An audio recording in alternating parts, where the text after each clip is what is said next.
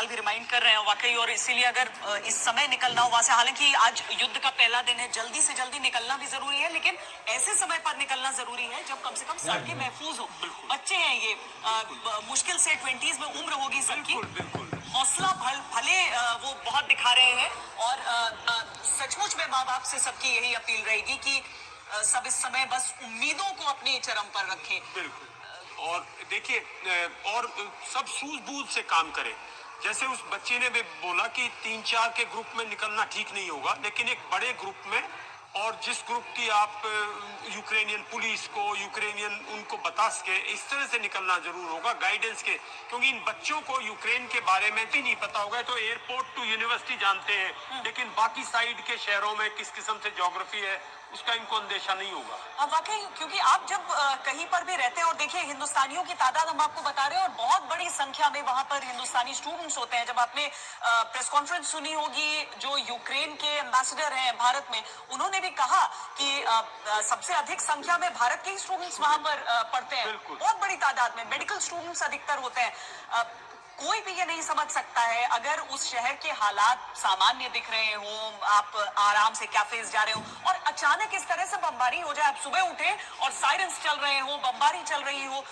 जो वाइब्रेशंस की भी बात कर रही हैं वो, इस समय एक बॉम्ब शेल्टर में रहना, और बॉम्ब शेल्टर्स तो वहां पर वही सर जैसे हम समझ रहे हैं, बॉम्ब शेल्टर जैसे है, मेट्रो स्टेशन, बिल्कुल मेट्रो स्टेशन है वहाँ, प्रीखोदा जिनको मतलब जैसे हमारे सबवेज हैं, ये जो है वहाँ बहुत स्ट्रांग बनाए जाते हैं। पहले था कि नाटो वर्सेस वॉर्सो जब था, तो यूक्रेन में इन सब में इस किस्म के काफी बंकर्स हैं, काफी शेल्टर्स हैं, और कुछ शेल्टर्स मैं समझता हूँ सेकेंड वर्ल्ड वॉर के टाइम के भी एग्जिस्ट कर रहे होंगे, क्योंकि इन कंट्रीज को हमेशा न्यूक्लियर थ्रेट था वो नाटो से, तो वहाँ सुविधाएं हैं। और उन सुविधाओं में आप अगर पब्लिक के साथ, जैसे यूनिवर्सिटी अगर गाइड करे, यूनिवर्सिटी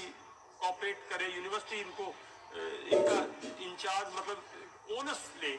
तो एक मैं समझता हूँ अच्छा। और भारत की तरफ से कोशिश ही यही की जा रही है, स्टूडेंट कॉन्ट्रैक्टर्स जो हैं, जिनके पास पूरी सूची होती है, और ये भी बताया जा रहा है कि पहले से वो लिस्ट बनाना शुरू कर दिया था भारत ने, लगभग 1 महीने पहले से, तो उस हिसाब से ज्यादा काम नहीं रहेगा। ये देखिए, जो हम इस समय हमारे आगे जो हम मानचित्र के जरिए दिखा रहे हैं, ये वो हिस्से हैं जहां पर मिसाइलों से हमले किए हैं रूस ने। अब रूस से लगती हुई सीमा और बेलारूस से लगती सीमा को अगर आप देखेंगे, तो वहां से पैदल सैनिक भीतर दाखिल हुए हैं, और ये जो पूरा पश्चिमी दक्षिणी इलाका हो जाता है यूक्रेन का, यहाँ पर मिसाइल हमले हैं। और कीव में तो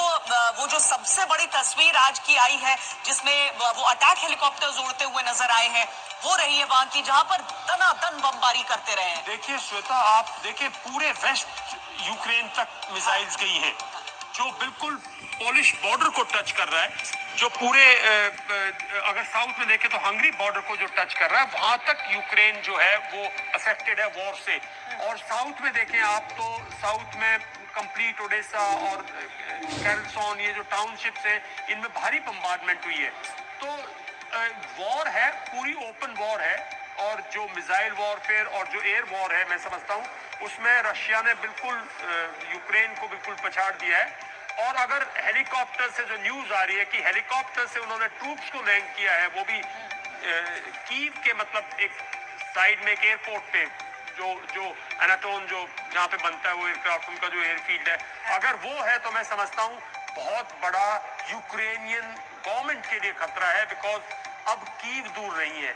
अगर आपने स्पेशलाइज्ड फोर्सेस, आपने मैकेनाइज्ड फोर्सेस को इस एयरफील्ड पे लैंड कर दिया, तो फिर यूक्रेन का जो अस्तित्व है, मैं समझता हूँ कीव जो है वो कितने दिन बचेगा वो पता नहीं, वो कितना नुकसान होगा, कितनी उसके ऊपर किस तरह से, कितना कीव वेल डिफेंडेड है नहीं है। और कुछ तो